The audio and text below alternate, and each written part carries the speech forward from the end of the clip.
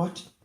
I really hope that this entire thing is worth the trouble, because if it's not, I'm really going to be mad at both of you.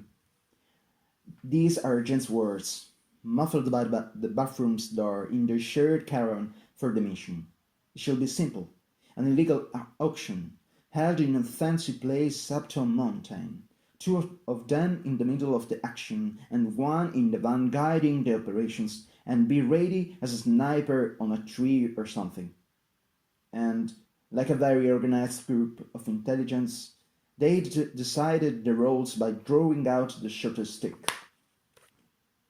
Jean, don't be so harsh.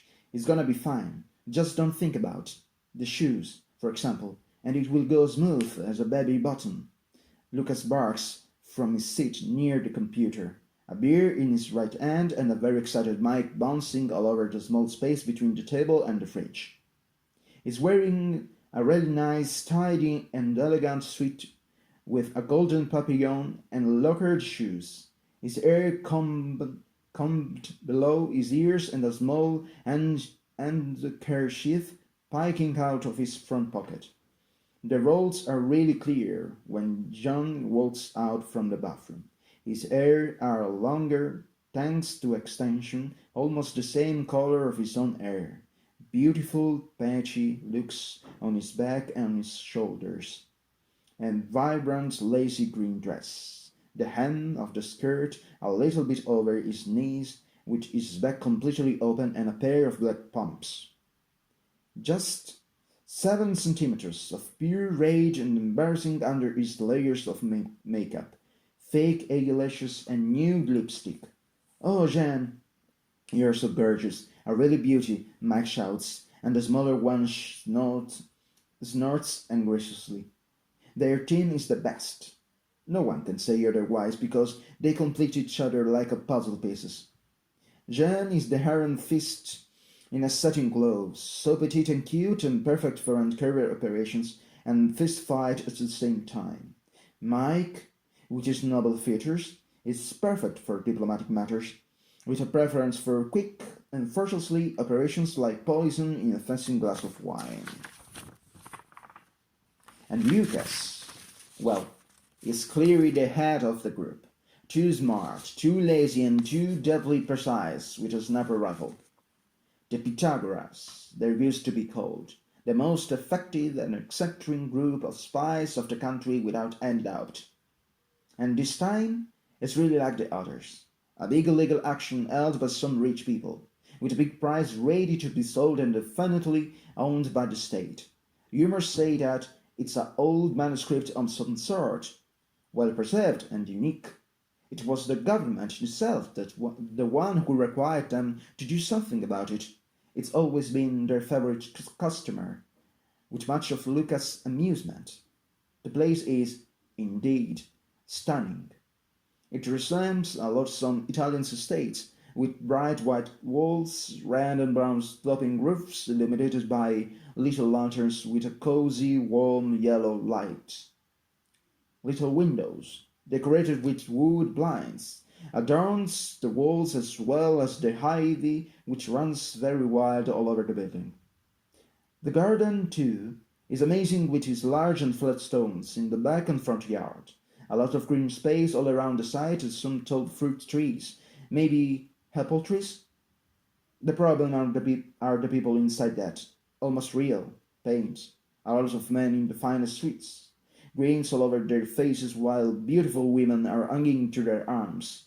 Nothing but dolls or accessories to show off. Furthermore, a lot of bodyguards are dislocated almost everywhere, maybe even in the bathrooms. This will be very hard, even for us, Mike. Do you know that? Look at all these men. Jean whispers as low as possible into Mike's ear, pulling at his right arm just to gain his attention. They pass without a problem the first check at the entrance. Their fake names, such as Lauren and Seth, were perfect for the part. My dear, don't be so afraid. We did even in much worse conditions. Come with me. Come with me. We'll eat some fancy treats until they start with the auction. Mike who's looking much like a prince came out straight out from a fairy tale book, with his hair combed back, his suit with gold accents all over and the bottom up in a warm ivory shade. With his piercing blue eyes, is already spotted some of the fiercest criminals. It appears that everyone is gathered in that little building. Okay, maybe you're a little bit right, my beloved. They're trying to act normally at least, walking in the main hall to grab something to drink and fussing about if it's good or not to have just a little bit of alcohol. They hear Lucas' laugh clear as day in their heads, thanks to the mic stuffed in their ears. A new nanotechnology, it seems invisible to the naked eye but perfect for their work. Almost. It's not fair, guys. You can drink while this old man is here, stripped down on a bench trying to do not fall asleep with the rifle. You're cruel, and by the way, my lovely Lady Lauren, you're back in some... Enough! Jen shouts immediately. 2 or 3 heads turn to their direction. They must act quickly. Like... Enough, my dear. I can drink so much. My head feels so light. He tries his best to fake his voice, hoping that should be enough. It is, but at the same time they hear Lucas coughs on the other side. Jean hates this so much already and they don't even started yet. I just saw someone sneak into a door right behind the ocean hall. Something is off. I don't really like this. Are you sure you two can handle this? Lucas' voice sounds slightly concerned, but James shrugs him off with a wave of his hand and enough. They had already did something like that so many times he lost count at 50. And this one can't be so different. He left Mike in the main hall with a pathetic excuse for everyone nearby, something like I need to fix my lipstick, honey, just to run over the back of the building. Now he's hiding behind a turned off truck, still in his fancy dress and fancy makeup. It's not a problem, old man. I need to remind you that I have a gun strapped on my thigh and I'm still the faces of the group. I'll get that thing and then I'll run away before they'll understand what's happening. John, please go back. There's something now, and the agent is here. Mike's voice interrupts, almost mid-sentence, causing John to slightly curse under his breath. He made a mistake, and now he's running back to the hall, running his heels and making a lot of stupid noise. He can hear Lucas laugh into his ear, and decides to ignore him for the better, just because he knows that in a matter of minutes they'll probably be in the middle of a fire gunfight. The moment he enters into the main hall, things started a downfall.